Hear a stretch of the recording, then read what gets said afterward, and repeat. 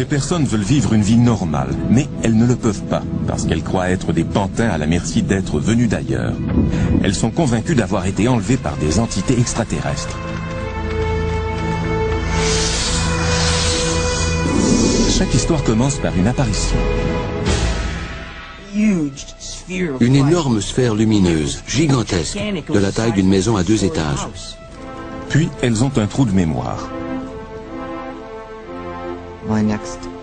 Puis, ce qui me revient est d'avoir été relâché par le haut et d'avoir atterri lourdement sur la route dans le véhicule. Je n'ai aucun souvenir de l'heure et demie qui s'était écoulée. Ces événements perturbent leur vie. Ils les forcent à trouver des réponses à des questions qui dépassent notre imagination. Ma première question a été, est-il possible que des personnes soient enlevées par un ovni? Plus elle cherche à éclaircir le mystère, plus il s'épaissit. C'est alors qu'elle se tourne vers des ufologues. Chaque année, je reçois des centaines d'appels à l'aide. En fouillant dans leur passé, elles en arrivent à la terrible conclusion qu'elles ont été suivies depuis leur enfance. Ray asked if there was anything strange about our childhood. It was more like what wasn't strange about our childhood. Pour trouver la clé du mystère, elles se sont tournées vers l'hypnose et elles ont découvert une hypothèse. Quoique difficile à accepter, cette possibilité est impossible à écarter, un enlèvement par des extraterrestres. Ces personnes sont maintenant hantées par la seule conclusion qu'elles peuvent tirer. Leur vie ne sera plus jamais la même. L'histoire de cet homme vient de commencer. Comme les autres, il y a un trou dans le temps. Mais, contrairement aux autres, il n'a pas essayé de chercher des souvenirs enfouis dans son inconscient par peur de ce qu'il aurait pu y trouver. Je veux savoir et en même temps, je ne veux pas savoir. Ça pourrait m'aider, ça pourrait aussi me bouleverser. Il a peut-être simplement perdu la notion du temps. Mais il conclura peut-être aussi, comme les autres, qu'il a été enlevé. Au cours de cette soirée qui commence, ces personnes vont raconter leur histoire, leur expérience extraterrestre, comme elles l'aperçoivent. Elles sont peut-être victimes d'une illusion de masse. Mais elles font peut-être aussi partie du prochain chapitre d'un conte bizarre qui a hanté les hommes tout au long de l'histoire. Personne ne connaît la fin de cette histoire. Mais si les opinions de cette personne s'avèrent justes, ce sera la révélation la plus spectaculaire jamais vue et la vie, telle que nous la connaissons, ne sera plus jamais la même.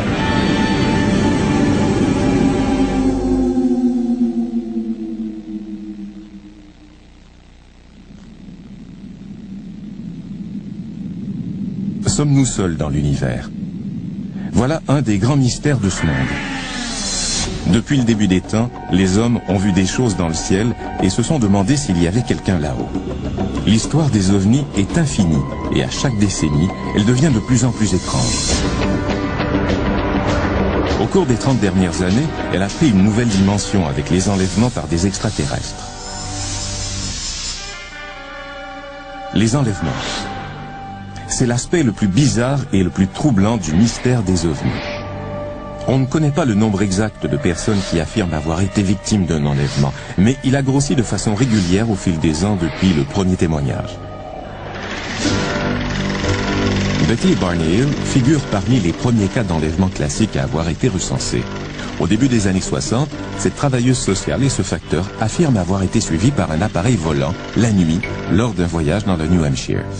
Il voit une lumière brillante et réalise après coup avoir eu un trou de mémoire de 2 heures. Au début, ils essaient d'oublier l'incident, puis Betty commence à faire des cauchemars terrifiants. Dans son inconscient, elle a des souvenirs d'avoir été transportée à bord d'un vaisseau extraterrestre et d'avoir été examinée. La plupart des gens qui ont entendu cette histoire ont préféré ne pas s'aventurer sur un terrain aussi glissant. Mais l'analyste de la défense, Raymond Fowler, et l'astronome J. Allen Hynek ont entendu le compte-rendu des Hill personnellement. Ces 2 hommes avaient une approche scientifique et se considéraient eux-mêmes comme des sceptiques. Leur croyance allait se transformer de façon tellement radicale que tous les deux sont devenus des ufologues notoires.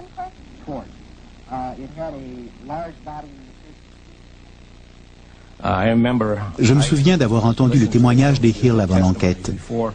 Ils ont témoigné devant un petit groupe. J'étais assis à côté d'un collègue investigateur et j'observais ces personnes et là, Nous nous sommes regardés tous les deux et j'ai dit, comment ces honnêtes gens peuvent-elles mentir avec un visage aussi franc? Et nous nous sommes dit que ça ne se pouvait pas. Ils croyaient fermement à ce qui leur était arrivé. Et quelque chose leur était indéniablement arrivé. Est-ce que c'était un cas d'enlèvement physique? Nous ne le savons pas. Et des témoignages de sources apparemment crédibles continuent de rentrer, des témoignages qui portent tous les mêmes caractéristiques. Une personne voit une lumière brillante dans le ciel qui la rattrape. Puis, la première chose qu'elle sait, c'est qu'il s'est écoulé des heures sans qu'elle en ait eu connaissance. Elle essaie d'oublier l'incident, mais des cauchemars bizarres ou des souvenirs d'enfance étranges la hantent. Si ça n'avait été qu'un ou deux cas isolés, où les gens revivent des expériences d'enlèvement semblables qui comportent les mêmes caractéristiques, on aurait conclu à une coïncidence remarquable. Mais on a des centaines de gens qui ont fait la même expérience, parfois dans le même ordre. Ils ont vu les mêmes choses.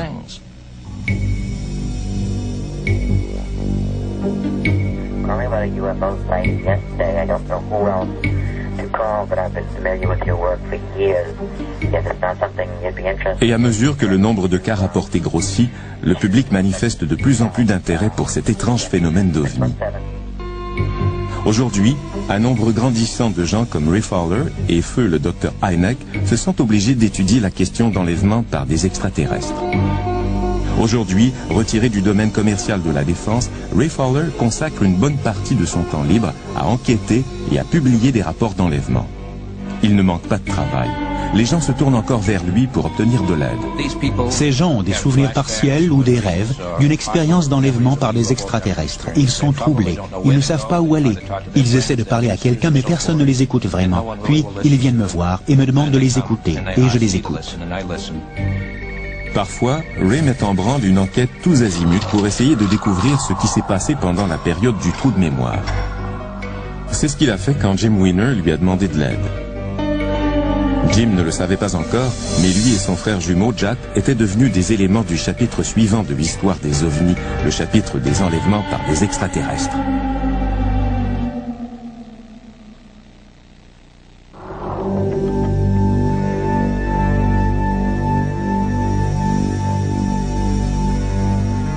Les enquêtes de Ray accaparent tellement sa vie qu'il doit faire un effort pour trouver le temps de s'occuper de sa famille, de son jardin et de son planétarium artisanal.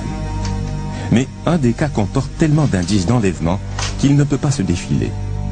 Il l'appelle l'enlèvement à la gâche. Les Weiner étaient des jumeaux identiques. Jim et Jack Weiner sont des jumeaux identiques, des frères dans le sens le plus fort du terme. Ils viennent du même ovule. Le premier complète les phrases de l'autre. Les deux sont artistes et les deux croient avoir été enlevés parce qu'ils étaient des jumeaux. Ils aiment croire qu'ils sont des gens ordinaires. Jim enseigne l'art assisté par ordinateur et vit dans la ville avec sa fiancée. Jack est également artiste. Il travaille comme opérateur optique et vit à la campagne avec sa femme Mary. Des jumeaux identiques. Les ufologues pensent qu'il y a peut-être un lien entre les enlèvements et le fait d'être jumeaux. Si vous vouliez étudier l'espèce humaine, vous pourriez trouver que des jumeaux sont des spécimens particulièrement intéressants. Si vous regardez le phénomène des enlèvements dans son ensemble, vous constaterez qu'il semble y avoir un intérêt très marqué pour le système de reproduction entre mâles et femelles. D'un point de vue humain, il n'y a pas de meilleur sujet que des jumeaux, et particulièrement des jumeaux identiques, pour étudier le mécanisme génétique. Il y a 20 ans, le mot enlèvement ne faisait pas partie du vocabulaire des Weiner. Je me suis toujours considéré comme un gars ordinaire. Marie et moi menions une vie normale, on travaillait chaque jour. Il n'y avait pas de drame, rien de ça. Ce rythme de vie se termine abruptement un soir d'été lors d'un voyage de camping avec leur ami Charlie Falls. Après ce voyage, le style et les thèmes de leur travail artistique prennent un virage très étrange. Ils commencent à faire des cauchemars bizarres et à ressentir une peur inexplicable. Quelque chose de terrifiant a dû se produire, mais quoi? Ils risquent de perdre leur travail, leur famille et même leur santé mentale s'ils ne découvrent pas ce qui s'est passé. Alors, ils se tournent vers Ray Fowler pour procéder à une investigation. Une hypothèse déroutante en ressort. un enlèvement par des extraterrestres. Ça prend un certain temps à accepter tout ça. Au début, je trouvais ça difficile. Je me posais beaucoup de questions. Suis-je fou? Est-ce une sorte de maladie physiologique? Est-ce que j'ai une tumeur au cerveau?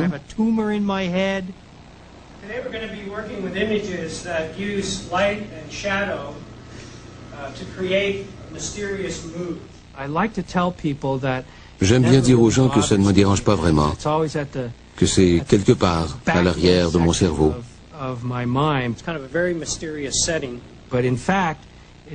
Mais en fait, j'ai ça dans la tête chaque jour.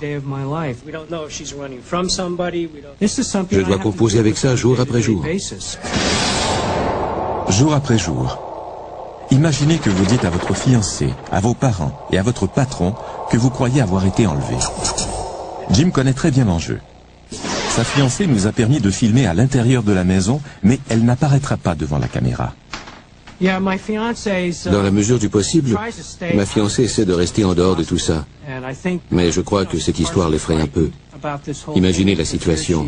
Elle va se marier avec un gars qui affirme que des choses bizarres lui arrivent, des choses absolument anormales. Alors elle se demande si son fiancé a toute sa tête. C'est alarmant pour elle. Et si elle croit ce que je dis, elle va s'inquiéter de ce qui peut lui arriver parce que quand ils viendront me chercher, elle sera là elle aussi.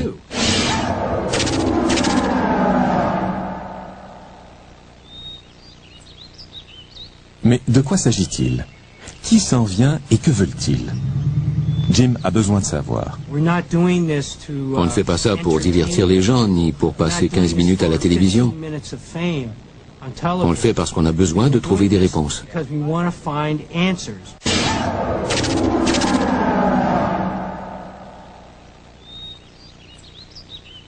Mais de quoi s'agit-il? Qui s'en vient et que veulent-ils?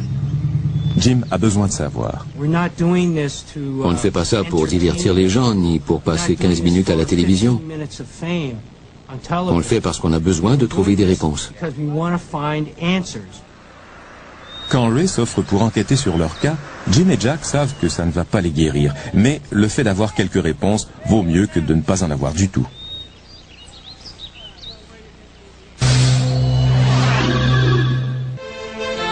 Voici le monde des chevaux.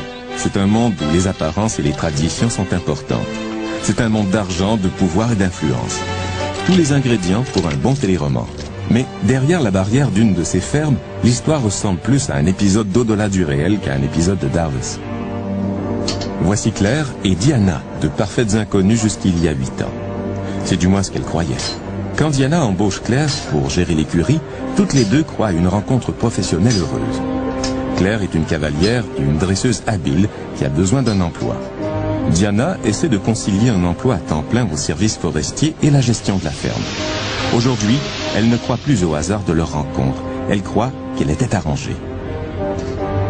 Elles sont convaincues d'avoir été enlevées ensemble étant enfants pour une sorte d'expérience extraterrestre bizarre et qu'elles se sont retrouvées à l'âge adulte.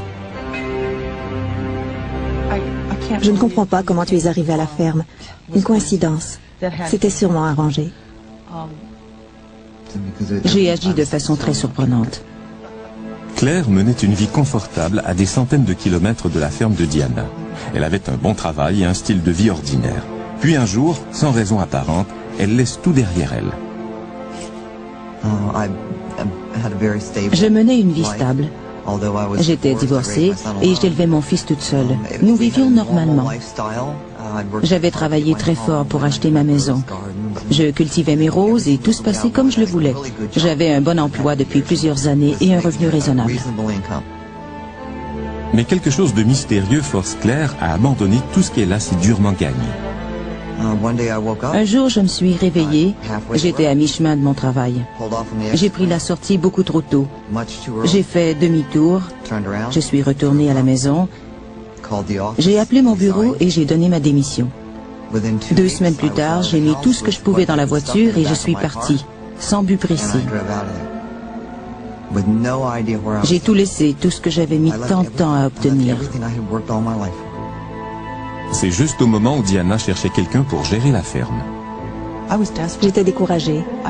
2 ou 3 personnes s'étaient présentées pour l'emploi, mais elles ne me convenaient pas tout à fait. Ça ne cliquait pas. Et j'ai reçu l'appel de Claire. 2 heures plus tard, elle était là. Puis, les deux femmes ont l'impression étrange de s'être déjà rencontrées. C'était comme si je la connaissais. Je lui ai fait visiter la ferme et je lui ai montré comment ça fonctionnait. Et toujours, quelque chose dans ma tête me disait « J'ai déjà rencontré cette personne quelque part. » Je l'ai embauchée. Elle a emménagé le lendemain et elle a commencé à travailler. C'était il y a 8 ans. Le gîte et le couvert font partie de leur entente. Claire emménage donc sur la ferme où vivent Diana ainsi que son frère et sa sœur. Très vite, le sentiment de déjà-vu se transforme en une amitié solide et elles établissent une routine basée sur les soins à donner aux chevaux. Nous avions une vie relativement normale, avec des hauts et des bas, des bons et des mauvais jours. Les choses allaient plutôt bien.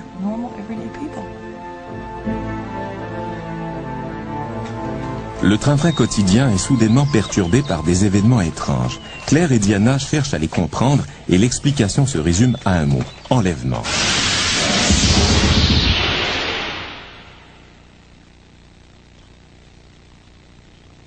Depuis, elles vivent un véritable enfer.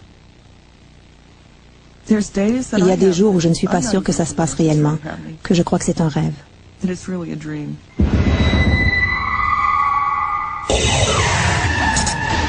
Elles savent que certaines personnes aimeraient mieux qu'elles se taisent. Claire s'efforce de protéger la vie privée des siens et la famille de Diana refuse de participer à ce reportage. C'est difficile pour eux, presque aussi difficile que ce l'est pour nous, parce qu'ils ne comprennent pas ce qui se passe. Ils ne veulent pas croire que nous sommes folles. Ils nous connaissent depuis longtemps et ils savent que nous ne sommes pas du genre à inventer des histoires, que nous ne mentons pas.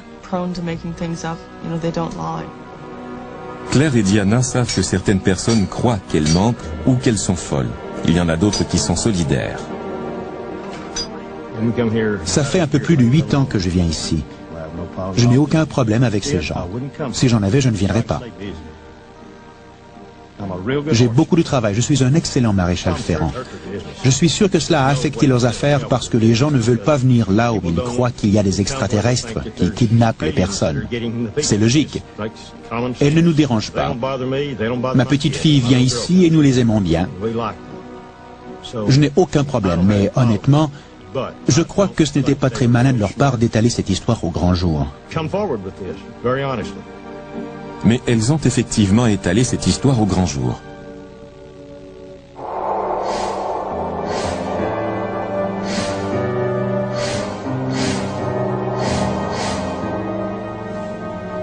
La vie de cet homme haussé a été perturbée, bouleversée par l'apparition d'une boule lumineuse dans le ciel. Il s'appelle Fred, et à l'instar des autres qui font partie de notre histoire, il souffre de ce fameux trou de mémoire. Par contre, Fred n'est pas encore convaincu d'avoir été enlevé. Jusqu'à aujourd'hui, il a hésité à essayer de comprendre son trou de mémoire par peur. Unit 5 is clear on Myers Street, en route to Woodstock Hill. Si vous m'aviez dit il y a 1 an que je serais chauffeur de taxi dans le nord-est du Connecticut, je ne vous aurais pas cru. Fred était un humoriste, une étoile montante de l'humour. Il travaillait dans les clubs les plus en vue avec les meilleurs. Je fais de l'humour depuis plusieurs années. Je travaillais 5 ou 6 soirs par semaine. Ma carrière progressait. J'avais reçu le titre du meilleur humoriste dans tout Boston quelques années auparavant. Son personnage de perdant en a fait un véritable gagnant. Headlining all around the country. He's very funny and soon to be your friend. Please welcome Simply Fred. Simply Fred. Fred.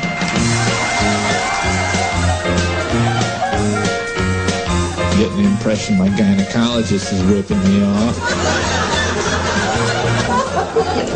I'll mess up your whole weekend. Thank you. Good night.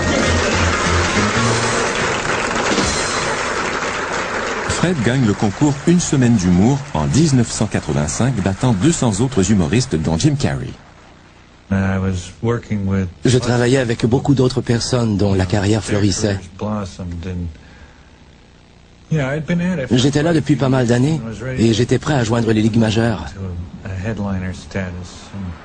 Puis c'est arrivé et maintenant je suis ici. Il n'y a pas que la carrière de Fred qui soit compromise. Depuis la nuit de son trou de mémoire, la relation avec sa fiancée Nina se détériore.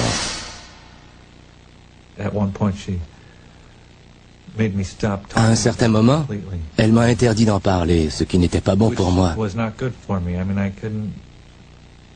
C'est une chose à laquelle je devais réfléchir et on m'empêchait d'en parler. Alors je m'en vais où? Je fais quoi? Elle a finalement accepté que je m'y arrête. Il va effectivement s'y arrêter. Fred s'apprête à plonger dans ce mystérieux trou de mémoire. Il espère en revenir avec toute sa tête et retrouver son monde d'autrefois.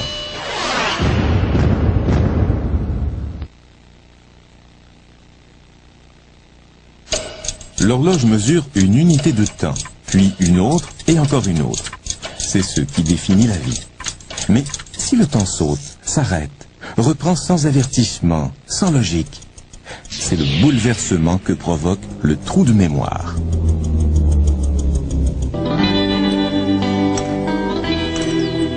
Pour ceux qui l'ont vécu, c'est plus qu'un mystère, c'est un problème. C'est un voyant rouge qui demeure constamment dans votre esprit et qui vous rappelle que quelque chose ne va pas. Pour Jim, Jack et Charlie, l'histoire commence lors d'un voyage de camping dans une forêt isolée.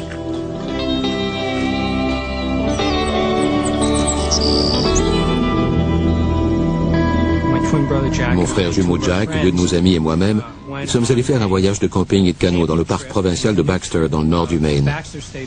C'est dans une région sauvage.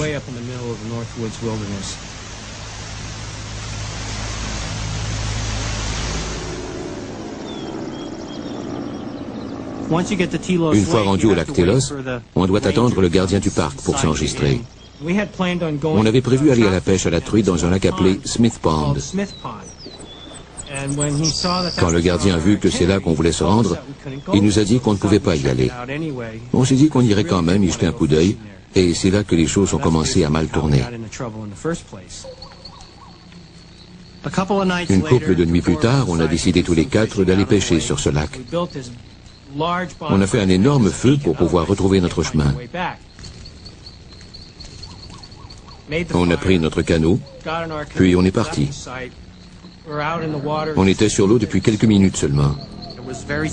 C'était très marécageux. Il y avait des arbres et des racines sous l'eau. Un endroit dangereux. On était là depuis une vingtaine de minutes, pas plus. Je faisais passer le rayon de lumière de la lampe de poche sur l'eau pour détecter un coin où il y aurait du poisson. Comme je regardais dans l'eau, un des gars a crié « Mais qu'est-ce que c'est que ça ?» Quand je me suis retourné pour voir de quoi il s'agissait, j'ai vu au bout du lac, juste au-dessus des arbres, une énorme sphère lumineuse, de la taille d'une maison à 2 étages. Ça n'émettait aucun bruit. Et ça flottait dans les airs. On était dans le sens du vent. Pas de ronronnement, de bourdonnement, de sifflement, de vrombissement, absolument rien. Au début, on a essayé de rester calme. Qu'est-ce que ça peut bien être? Je savais tout ce que ce n'était pas. Ce n'était pas un hélicoptère. Ça ne se déplaçait pas comme un ballon météo. Dans toute ma carrière militaire, je n'avais jamais vu cet engin et je n'en avais jamais entendu parler. Puis je crois que Charlie a dit « Et si je lui envoyais un signal avec la lampe de poche ?» Nous avons répondu que c'était une bonne idée. J'ai envoyé le signal et un rayon de lumière a jailli par en dessous. Il clignotait. Et aussitôt qu'il a envoyé le signal, la chose a commencé à se déplacer vers nous. J'ai empoigné la rame du canot et j'ai commencé à ramer, le plus fort possible. Je concentrais mon regard sur le feu.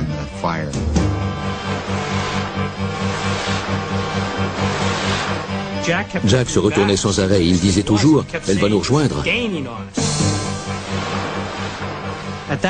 À ce moment, je crois qu'on était en état de panique. On ramait comme des fous pour s'éloigner. J'entendais les gars pagayer avec leurs mains derrière. L'eau éclaboussait. Ils criaient « Rame, Charlie !» Elle a fait un saut étrange dans l'espace. Elle gagne du terrain. Presque au-dessus de nous. La lumière nous enveloppait. Elle ne peut pas faire ça. Les choses ne font pas ça. La lumière allait toucher l'arrière du canot. On ne pourrait pas l'éviter.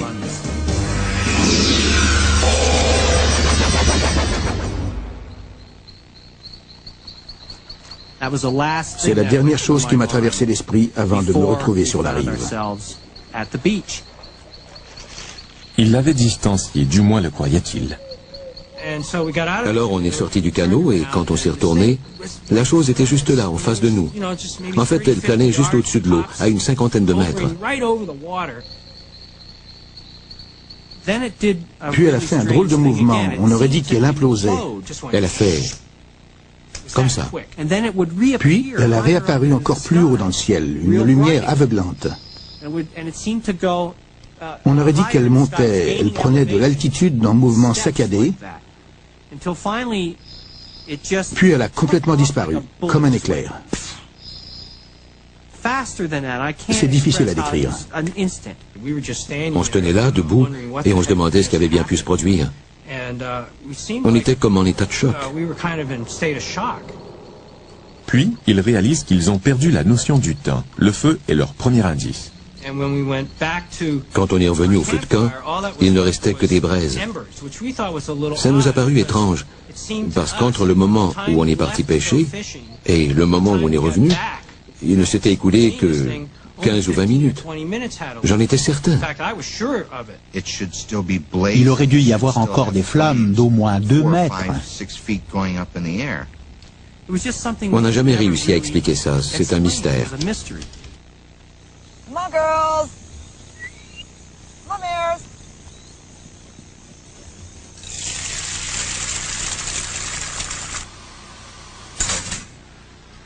Claire et Diana seraient les premières à vous dire qu'un horaire fixe est la clé de la réussite sur une ferme.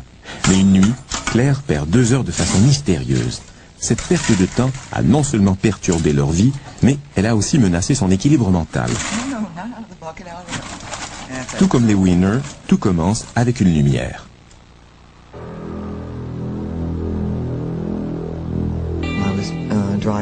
J'étais à environ 7 km de la ferme.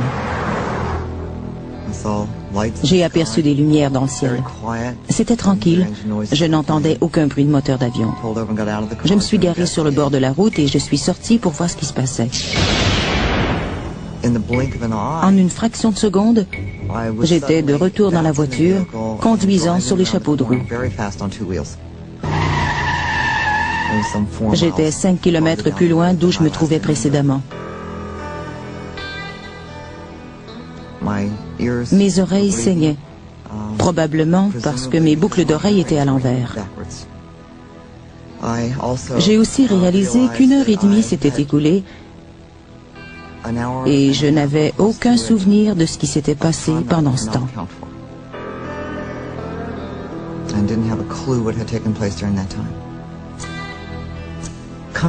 En rentrant à la maison, je crois que ma première réaction a été de dire « Merci mon Dieu, j'ai réussi à rentrer chez moi, en un seul morceau. J'ai mal au ventre, j'ai peur, je suis folle. »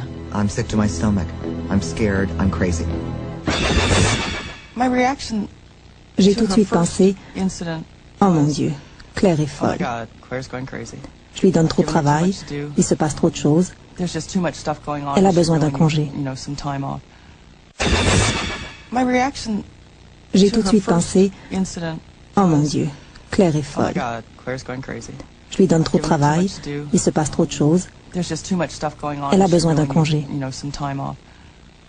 Mais l'incident se produit de nouveau. Une couple de semaines plus tard, en revenant d'une rencontre d'affaires, j'ai vu des lumières sur la route devant moi. Soudain, l'intérieur du camion est devenu tellement illuminé que j'étais aveuglé. Puis, ce qui me revient est d'avoir été relâché par le haut et d'avoir atterri lourdement sur la route dans le véhicule.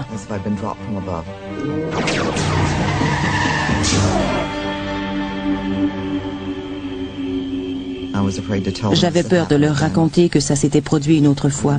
Je ne voulais pas qu'ils me croient folle.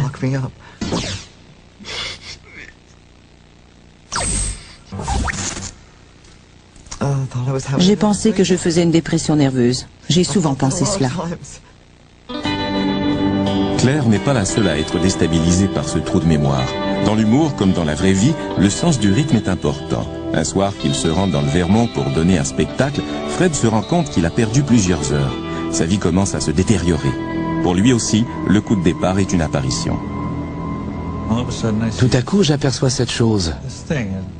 Ça ressemble au dirigeable de Goodyear. C'est ce que j'ai cru. Les lumières ont commencé à flotter au-dessus. Ça retient mon attention et je me dis, ça, c'est le dirigeable de Goodyear et bientôt, je vais voir le nom Goodyear. En quelques secondes, il était réduit à la grosseur d'un ballon de volley-ball. Et je me dis, ce n'est pas un dirigeable. Juste au moment où il s'approche, un avion militaire s'amène. Et comme il arrive dans le champ de vision, le présumé dirigeable se dirige vers le nord et s'éloigne de l'avion en un temps record. Il est parti.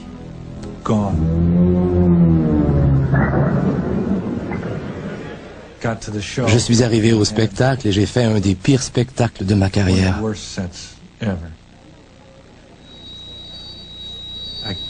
Je n'arrivais pas à utiliser le microphone.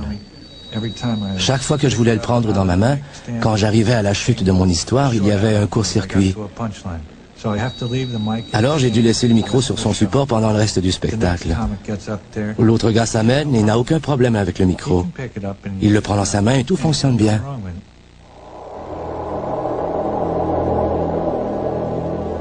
Après 5 ou 10 minutes de route, je revois cette chose.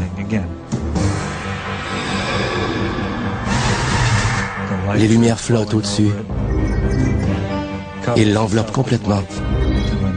Puis, quand tout est éclairé, elle commence à descendre en biais. Ce n'est pas un dirigeable. Et ça descend toujours, et je la regarde. Elle est en chute libre. Elle va s'écraser.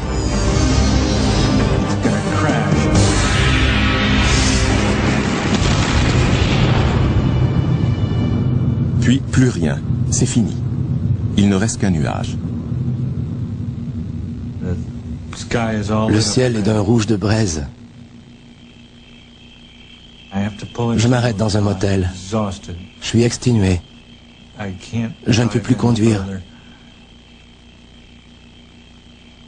Il est 1h30 du matin. Je suis à une vingtaine de kilomètres de mon point de départ et 3 heures se sont écoulées. Je n'ai pas pu conduire tout ce chemin à 7-8 km à l'heure. Il y a un trou dans le temps, je ne comprends pas.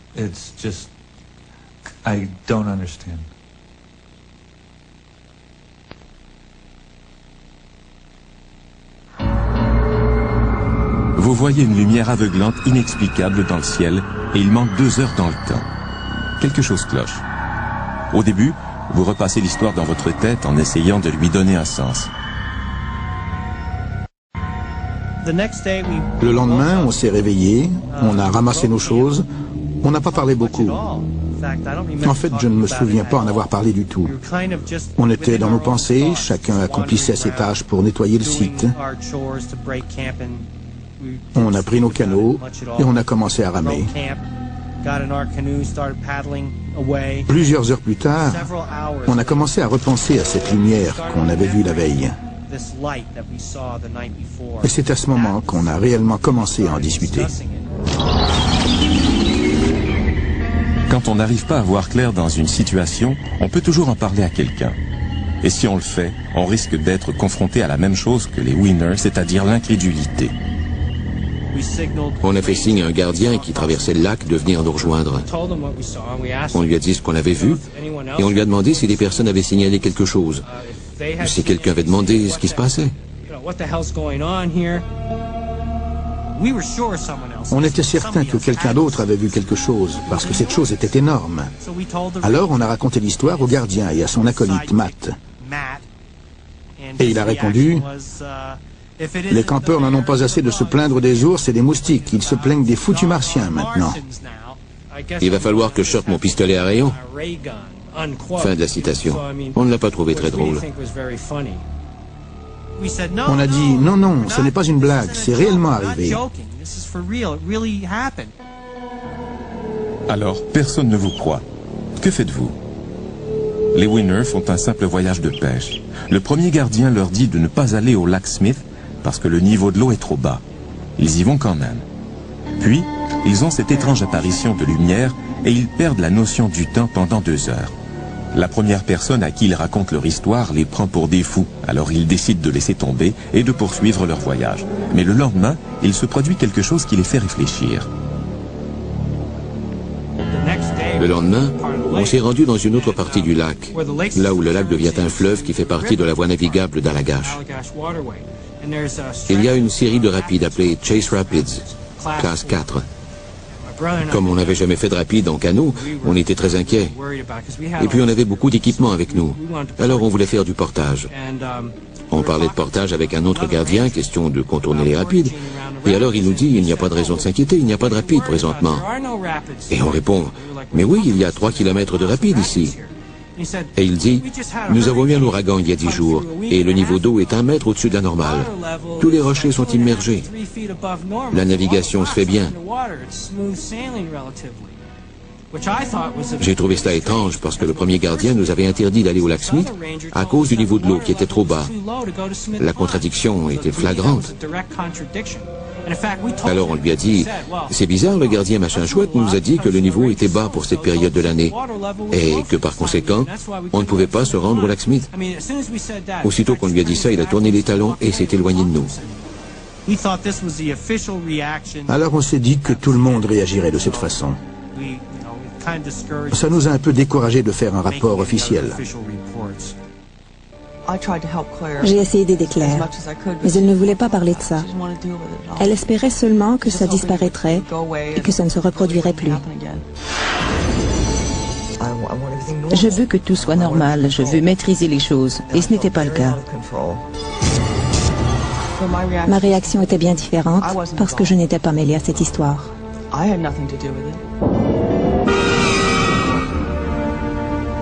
Mais quand Claire vit sa deuxième expérience, Diana commence à se sentir impliquée. Son esprit se met en marche et une série de souvenirs font surface. L'incident lui paraissait plus clair et il m'a semblé plus étrange. Il m'a fait penser à un événement qui s'était passé 2 ans auparavant quand nous avions vu des lumières très brillantes en arrière de la maison. Nous sommes sortis et nous les avons observées. Elles étaient fascinantes. En fait, nous avons vu un ovni. Alors j'ai commencé à lire tout ce que je trouvais sur le sujet. Ça me fascinait.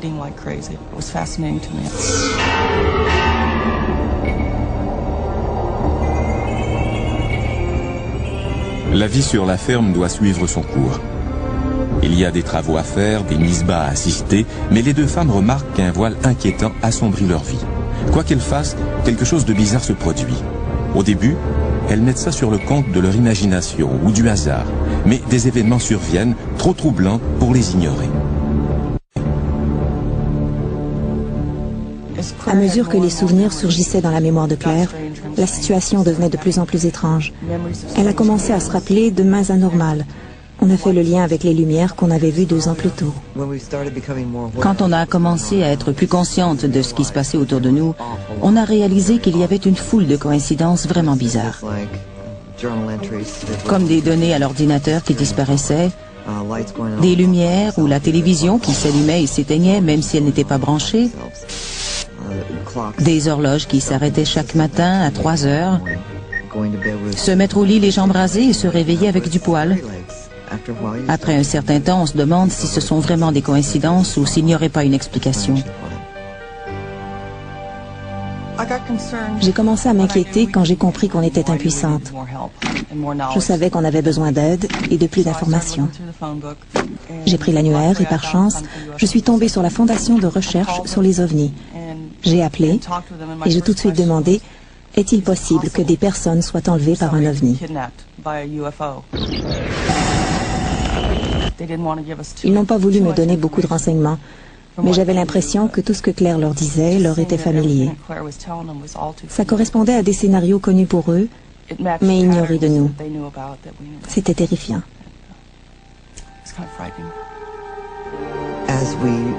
Plus on en apprenait sur ce phénomène et plus les souvenirs continuaient d'affluer. On a toutes les deux commencé à réaliser qu'on associait tout ce qui se passait à ce phénomène, aux enlèvements, aux extraterrestres, aux ovnis. On devenait paranoïaque. On devait faire la distinction entre les faits qui étaient réels, quoiqu'un peu étranges, et les faits directement reliés à ce qu'on vivait. La différence est très subtile. And there's a very fine line between the two.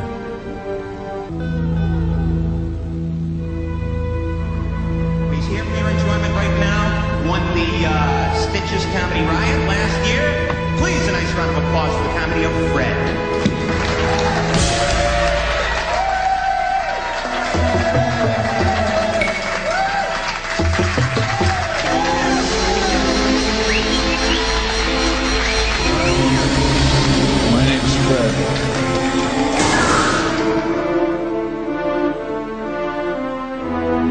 Quand Fred revient de son spectacle manqué au Vermont, après l'apparition suivie de son trou de mémoire, il ne peut pas s'empêcher d'en parler. Il lui arrive de le regretter. Aussitôt que je suis revenu en ville, c'était mon seul sujet de conversation. C'était la chose la plus importante qui ne m'était jamais arrivée. Je ne pouvais pas me taire. J'ai raconté ça à d'autres humoristes et je n'aurais pas dû.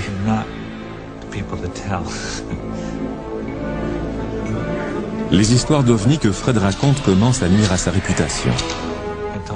J'en ai parlé à un agent, un producteur qui avait déjà été contrôleur aérien, et il ne voulait rien savoir.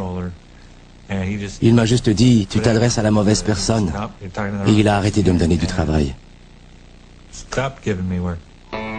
Mais Fred n'a pas que sa réputation en jeu. Ça a démoli ma confiance. La clé du succès dans l'humour, c'est la confiance en soi. Surtout avec le genre de trucs que je fais, des sketchs sur la sous-estimation de soi. C'est très délicat. Si vous n'êtes pas convaincant, le public ne marche pas. Obsédé par les extraterrestres, je n'arrivais pas à me concentrer sur mes blagues. Je veux reprendre ma carrière. Alors, Fred écrit à des clubs d'humour et à des agents espérant trouver une main salvatrice qui l'empêchera de se noyer. Mais en réalité, son esprit est perturbé. Et il sait que sa carrière est suspendue tant et aussi longtemps qu'il n'aura pas essayé de comprendre à fond ce mystérieux trou de mémoire.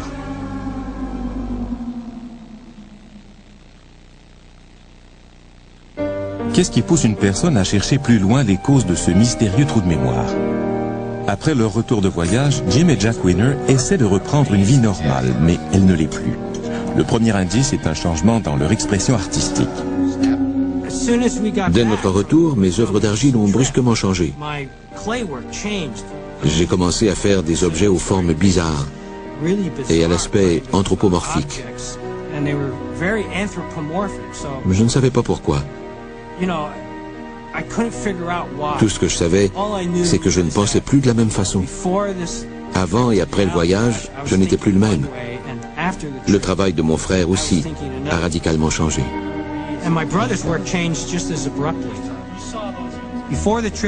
Avant le voyage, je faisais des tableaux naturalistes, des paysages, des natures mortes, et je ne faisais que de l'huile. Depuis mon retour de voyage, je n'ai pas retouché à l'huile et je n'ai pas refait de nature morte. J'ai simplement commencé à faire des dessins mathématiques compliqués. Il m'a dit, Jim, ne me demande pas pourquoi je fais ça, je ne le sais pas. C'était comme une obsession. Quelque chose enfoui dans leur subconscient essaie-t-il de faire surface? Le deuxième indice, leur rêve. Quelques années plus tard, j'ai commencé à faire des cauchemars. Des cauchemars vraiment troublants. Ils me semblaient presque réels. Ça commençait toujours de la même façon. J'étais dans un lieu inconnu. Dans une chambre, sur une sorte de table. Jim, Charlie et Chuck étaient là aussi, et nous étions nus. Je me souviens avoir pensé, où sont mes vêtements? Pourquoi sommes-nous nus? Je me sentais totalement impuissant, paralysé. Cette créature, cette chose, était inhumaine. Et elle s'approchait de moi dans un brouillard lumineux. Et elle me regardait droit dans les yeux. Il me semblait réel. J'étais terrifié, incapable de bouger. Je me réveillais en hurlant. Couvert de sueur, à moitié fou. J'étais complètement paralysé, à tel point que je m'enfermais à clé dans ma chambre le soir. Et je me considère comme une personne plutôt rationnelle.